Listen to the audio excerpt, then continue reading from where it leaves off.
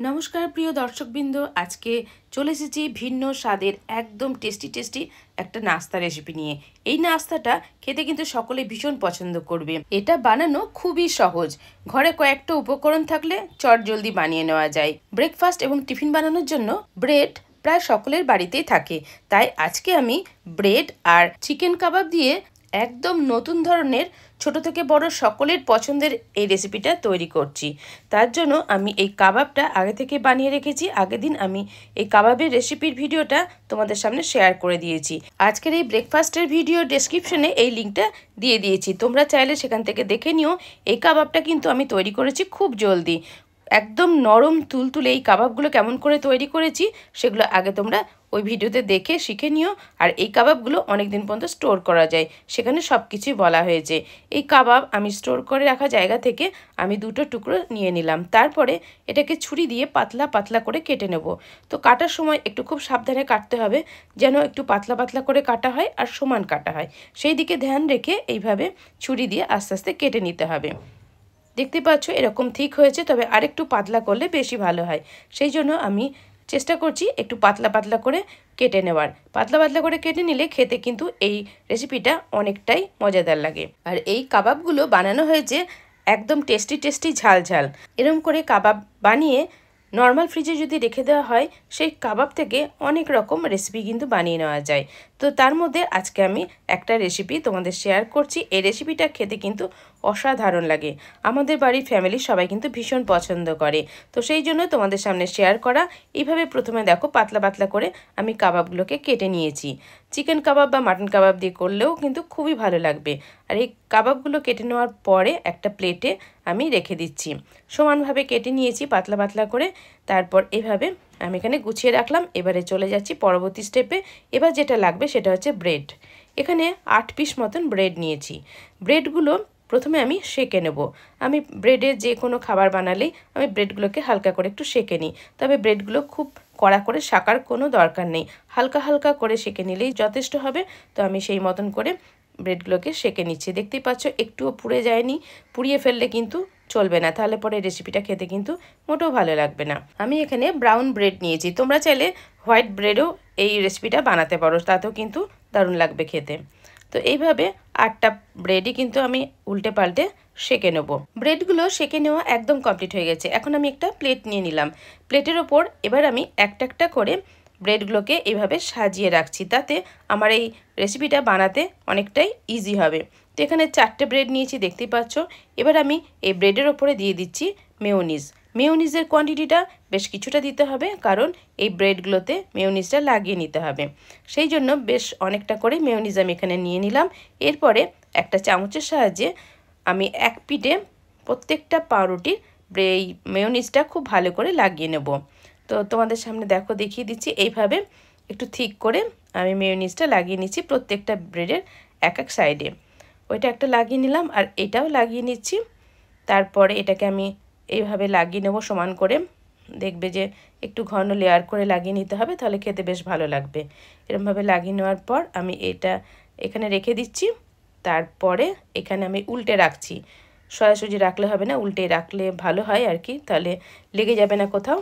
এবার পরের নেক্সট যে ব্রেডের ওপর রেখেছি মেয়োনিজটা, সেটাও আমি আর একটা ব্রেডের ওপর এইভাবে লাগিয়ে নিচ্ছি। আজকে আমি যে নাস্তা রেসিপিটা তোমাদের সামনে শেয়ার করছি, এটা কিন্তু একটা হেলদি খাবার। এটা কোনো তেল বা কোনো রকম কিছুই লাগবে না।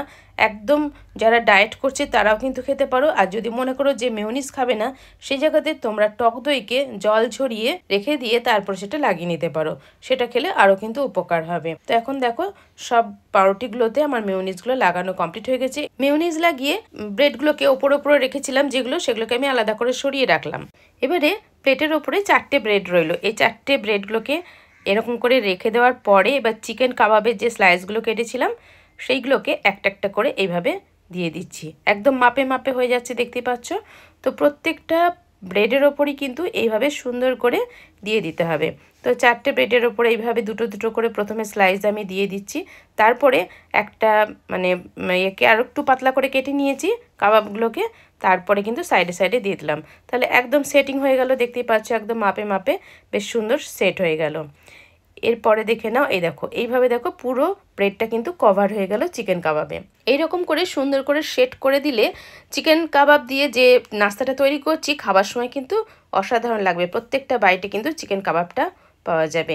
এর উপরে দিয়ে দিচ্ছি শেজওয়ান সস। শেজওয়ান সসটা আমি চামচে করে নিয়ে এইভাবে স্প্রেড করে দিচ্ছি। তো খুব ভালো করে মাখিয়ে দিতে হবে যাতে চিকেন কাবাবের ওপর এই সসটা খুব ভালো মতন লেগে যায়। তো শেজওয়ান সসগুলো প্রত্যেকটা ব্রেডের ওপরে আমি এইভাবে লাগিয়ে নেব। একটা হয়ে গেল, এইভাবে আমি 4টে ব্রেডের ওপরই আমি শেজওয়ান সসটা লাগিয়ে নিয়েছি। এবারে আমি এর ওপরে দেব স্প্রেড চিজ। তো আমি সেই স্প্রেড চিজগুলোকে এইভাবে খুলে নিচ্ছি, একটা একটা করে থাকে, ব্রেডের মাপেই কিন্তু এই স্প্রেড চিজগুলো থাকে। তো এইভাবে আস্তে আস্তে খুলে নিতে হবে, খুব সাবধানে যেন চিজটা ভেঙে না যায়। তো খোলার প্রসেসটা তোমরা দেখলে কি করে খুলতে হয় সেটাও তোমাদের সামনে শেয়ার করলাম। প্রথমে মুখের ওপরটা থেকে টেনে খুলে নিয়ে সাইডগুলোকে খুলে নিতে হবে, তারপরে আস্তে আস্তে এটাকে বের করে নিতে হবে। তো এইভাবে আমি 4টে স্লাইস কিন্তু 4টে ব্রেডের ওপরই এইভাবে দিয়ে দিলাম। একদম ব্রেডের মাপে এগুলো থাকে, ওই জন্য সুবিধে হয় কাজটা করতে। এভাবে দিয়ে দেওয়ার পর এবারে আমি এর ওপরে ছড়িয়ে দেব অরিগানো আর চিলি ফ্লেক্স। তোমরা চাইলে তোমাদের পছন্দ মতন চিলি ফ্লেক্স যদি না দাও সেই জায়গাতে কিন্তু তোমরা গোলমরিচের গুঁড়ো ছড়িয়ে দিতে পারো। আমি অরিগানোটা এইভাবে 4টে ব্রেডের উপরে ছড়িয়ে দিলাম। এর সাথে গোলমরিচের সেন্টটা কিন্তু খুব ভালো লাগে, তাই আমি একটু গোলমরিচের গুঁড়ো ছড়িয়ে দিলাম। তো তোমরা চাইলে সেখানে শুকনো লঙ্কার গুঁড়ো দিতে পারো, চাট মশলাও ব্যবহার করতে পারো। তো আমি সেগুলো আর দিলাম না। এটা দেওয়ার পরে যে ব্রেডগুলো রয়েছে মেয়োনিজ লাগানো এক্সট্রা ব্রেড 4টে তুলে রেখেছিলাম, সেই ব্রেডগুলোকে ওপর দিয়ে ঢাকা দিয়ে দিলাম। এইভাবে ঢাকা দিয়ে দিলাম, একটুখানি হালকা করে চেপে দিতে হবে, তাহলে বেশ হয়ে গেল। 4টে সেটি তৈরি করা আমার কমপ্লিট হয়ে গেল। এগুলো এবার আমি কি করব দেখো, এরকম ঠিক টাইপের হয়েছে, পাতলা পাতলা করে কেটে দেওয়ার জন্য ভালো করে দেখিয়ে দিলাম। এবারে চলে যাব নেক্সট স্টেপে। নেক্সট স্টেপে আমি উনান অন করে নিয়েছি, তার উপর একটা লোহার তাওয়া বসিয়ে দিয়েছি। তাওয়ার ভেতরে দিয়ে দিলাম 1 চামচ পরিমাণের বাটার। বাটারটা ভালো করে গলে যাওয়ার পর তাওয়ার চারিদিকে কিন্তু খুব ভালো করে লাগিয়ে দিতে হবে। তো এইভাবে আস্তে আস্তে আমি ভালো করে লাগিয়ে দিলাম। আর তারপরে এবারে এই যে ব্রেডগুলো করলাম, এই ব্রেডগুলোকে বেশ সুন্দর করে ধরে এইভাবে আস্তে আস্তে বসিয়ে দিলাম। তো দেখতে হবে যেন স্লিপ কেটে না যায়, তাহলে পরে ভেতরের যে চিজটা দেওয়া আছে চিজটা সরে যদি চলে আসে তাহলে গলে তাওয়াতে লেগে যাবে। তো তারপর আমি ঢাকা দিয়ে রেখে দিলাম মিনিট খানেকের জন্য। মিনিট খানেক পর আমি ঢাকাটা খুলে দিলাম। ঢাকাটা খুলে দেওয়ার পর এবার উল্টে দেব, তবে বেশিক্ষণ কিন্তু রাখা যাবে না, আর গ্যাসের ফ্লেমকে কিন্তু একদম লো করে দিতে হবে। এখানে আমি হালকা একদম লো করে দিয়েছিলাম, তারপরে উল্টে দিলাম। মিনিট খানেকও রাখিনি, মিনিট খানেকের কমই রেখেছিলাম। তার মধ্যে দেখো বেশ ভালো মতন ওই সাইডটা কুক হয়ে গেছে। এবার আমি উল্টে দিলাম। উল্টে দিয়ে আবারও আমি ওই 40 সেকেন্ড 45 সেকেন্ড মতন রাখলেই কিন্তু যথেষ্ট, তবে গ্যাসের হিটের ওপর এটা ডিপেন্ড করে। তো আমি ওরকম সময় রেখে আবারও আমি ঢাকা খুলে দিলাম। ঢাকাটা খুলে দিয়ে এবার আমি একটা একটা করে তুলে নেব। এবার একটা প্লেটের উপরে একটা একটা করে রেখে দিচ্ছি। দেখো বন্ধুরা কতটা সুন্দর লাগছে, আর ওপরটা কিন্তু বেশ ক্রিস্পি হয়েছে, মুচমুচে লাগবে খেতে। তো সেই মতনই কিন্তু রাখতে হবে, বেশিক্ষণ রাখা চলবে না, তাহলে পরে কিন্তু একদম কালো হয়ে যাবে, কালো হয়ে গিয়ে পুড়ে যাবে।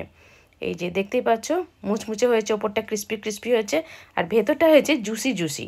সেটাও দেখিয়ে দিচ্ছি, কতটা টেস্টি হয়েছে সেটাও তোমাদের বলে দিচ্ছি। এইভাবে কিন্তু পুরো আটকে গেছে, তোমরা দেখেই বুঝতে পারছো। আর জিনিসটা অনেকটাই লোভনীয়, এটা কিন্তু খেতে অসাধারণ হয়।